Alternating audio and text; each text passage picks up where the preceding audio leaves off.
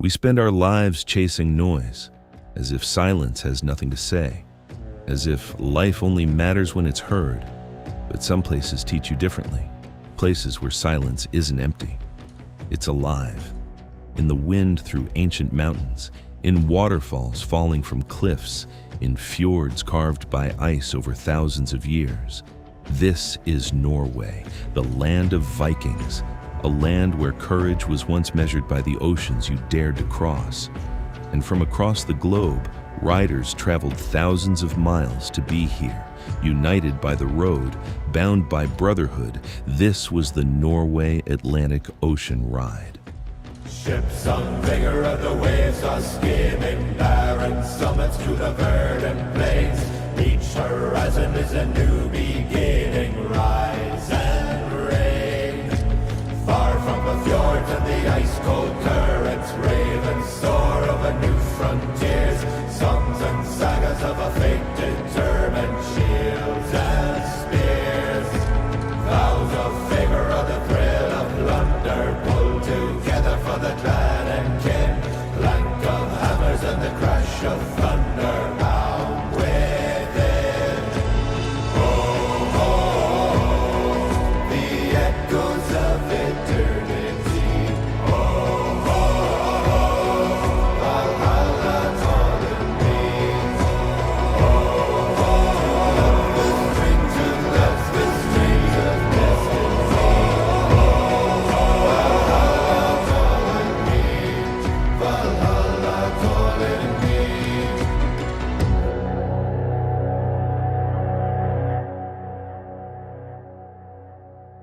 After journeys spanning continents, the riders finally began arriving in Oslo. After making their way from the airport, City Box Oslo became their first hotel in Norway. There were no motorcycles yet, no helmets, no engines, no miles to conquer, just a new city waiting to be discovered.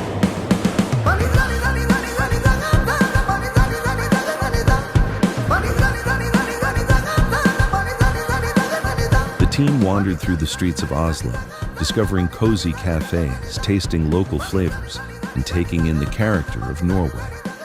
In the middle of summer, Norway seemed to forget that night existed.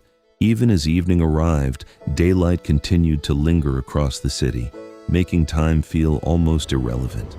As the evening settled over Oslo, the team returned to the hotel to rest and recharge. Tonight, it was time to sleep. Tomorrow, it was time to ride.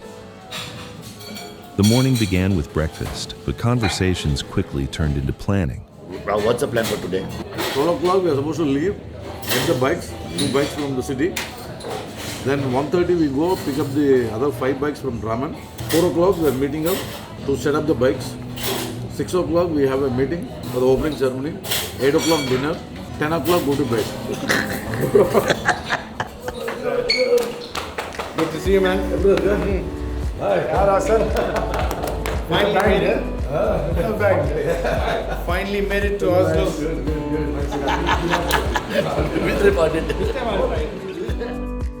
Routes were reviewed, responsibilities discussed, and the excitement around the table was impossible to miss.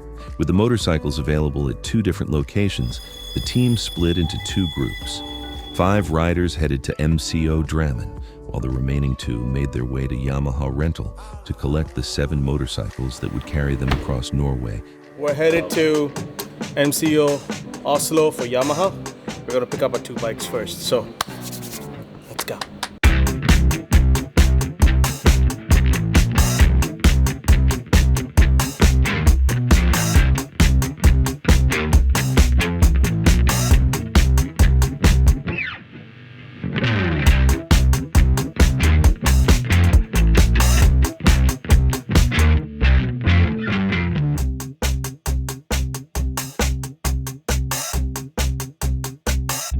Alright, so we are actually headed to MCO Drammen to pick up some more bikes.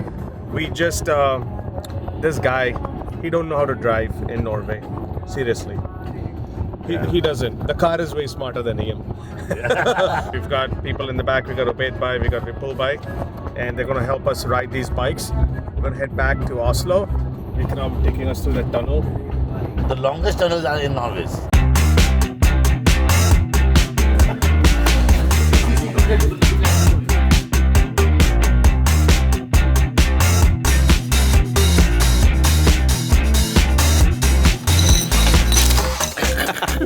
Right here in Drammen, MCO, BMW, they've been very generous. They've given us the 5 required motorcycles we are lacking. So are you ready?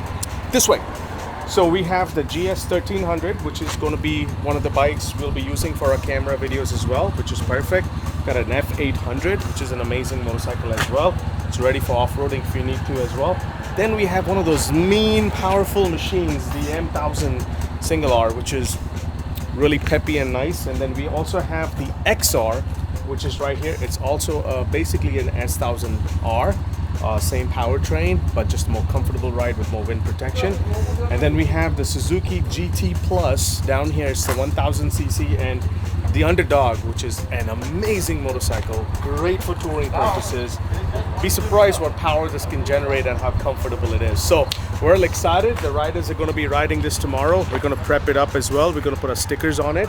And like I said, we're looking forward for it. The weather forecast was pretty bad to ride these back to the hotel. So we're going to leave it right here safe and sound. And then we're going to come back in the morning, set it up comfortably, nicely, and then hit the road. The motorcycles were finally in their hands. After regrouping for lunch, the team returned to Citybox Oslo to prepare for the official rider briefing. As evening approached, Geilo arrived, completing the core riding team.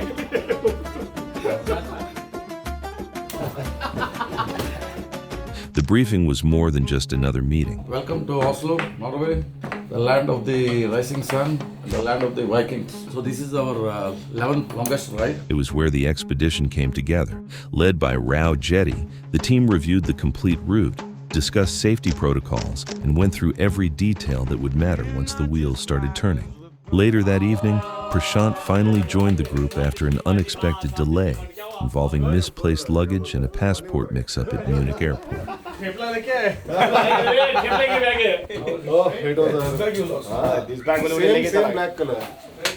At last, everyone was together. The team walked through the streets of Oslo to a local Thai restaurant for a welcome dinner.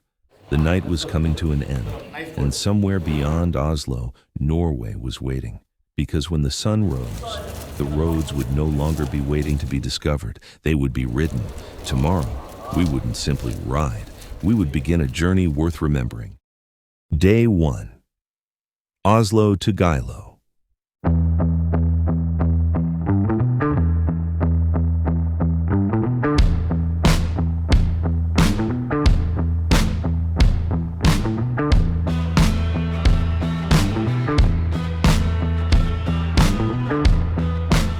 Good morning, everybody.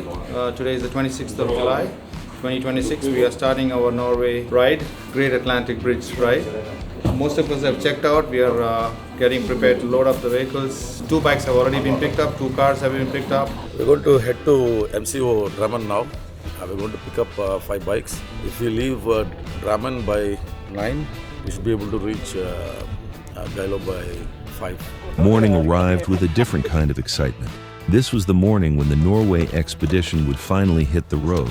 The entire team left Citybox and headed towards MCO Drammen, nearly 50 kilometers away. And then began the transformation.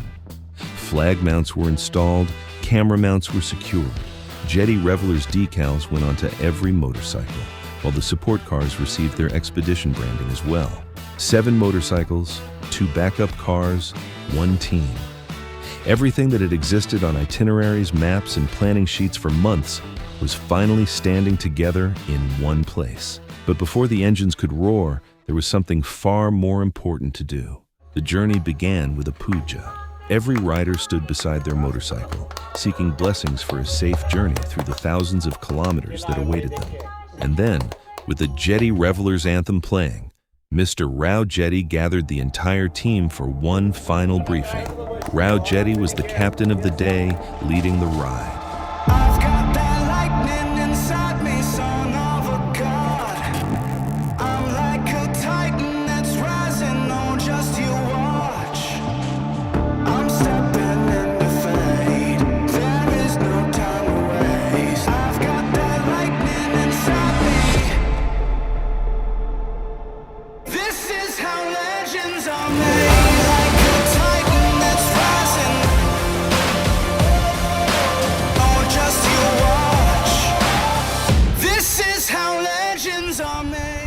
Ironically, the first stop came within barely 100 meters. Burger King.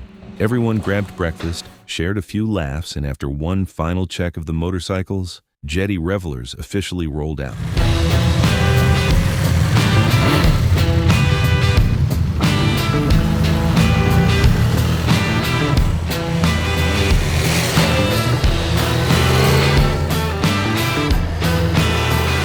By around 10:30 in the morning, the city had slowly disappeared behind them.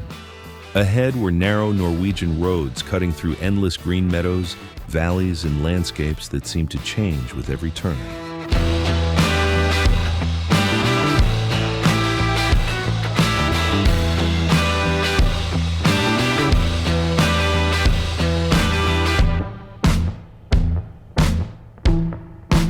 About an hour into the journey, a beautiful lake appeared along the route, and nobody was in a hurry to leave. For nearly 30 to 40 minutes, the expedition stopped being about kilometers and destinations. It was simply about being there.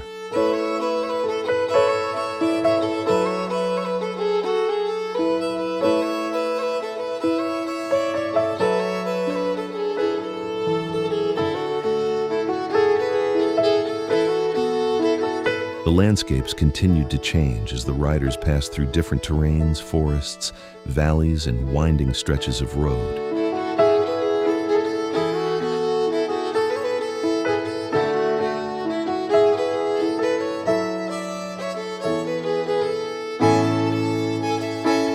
At around 12:50 p.m., another incredibly photogenic location brought the convoy to a stop. Pictures were taken, and surrounded by Norway's landscape, one name echoed through the air. The energy couldn't have been better, but barely moments later came the first unexpected setback of the expedition. Mr. Rao Jetty's phone had not been secured properly onto the motorcycle mount. It slipped, hit the road, and before anyone could reach it, a car coming from the opposite direction drove straight over it.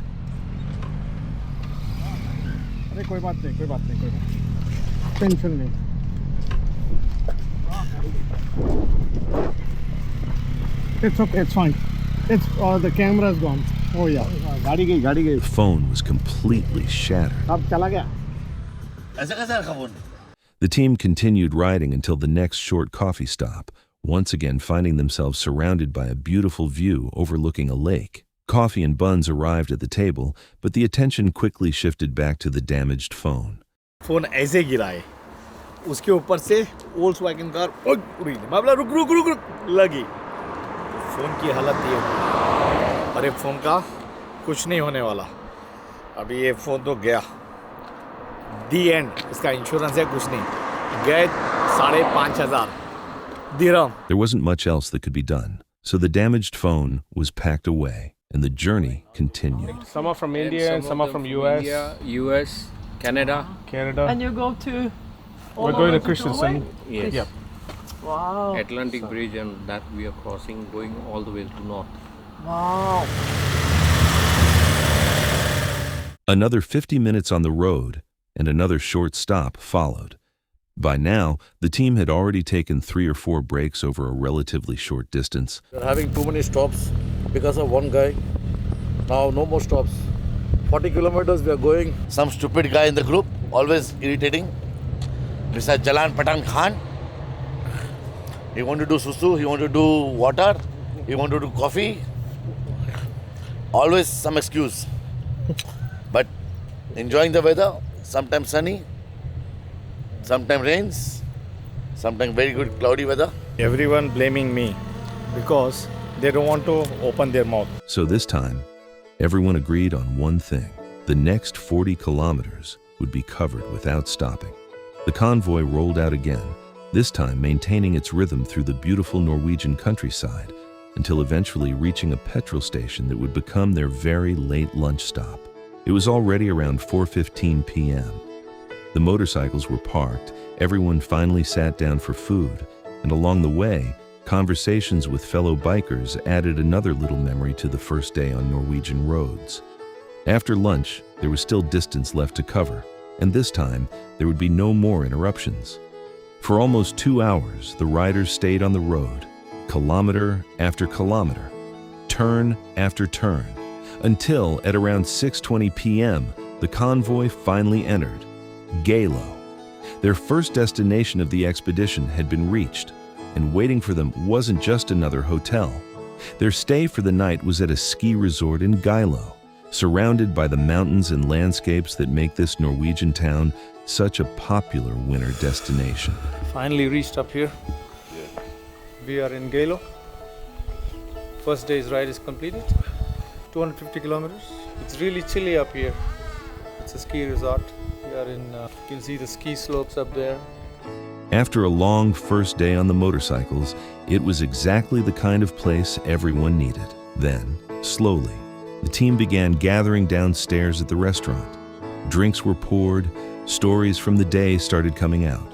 And just like every serious expedition, the day couldn't end without discussing what had worked, what hadn't, and what needed to change tomorrow. The captain for the next day was decided, the riding formation was discussed, and then it was finally time to celebrate the first successful riding day. A special table had been reserved at the restaurant, where everyone sat together and explored different Norwegian dishes, including local delicacies such as reindeer. By around 9:30 p.m., day one finally came to an end, but this was only the beginning, because the next morning, Jetty Revellers would leave Geilo behind and point their motorcycles towards Voss. Off-road stretches awaited, massive cruise ships, long tunnels disappearing deep inside the mountains, and waterfalls cascading beside the roads. If day one had introduced Jetty Revellers to Norway, day two was about to take them deeper into it. Next destination, Voss. Stay tuned for the next episode.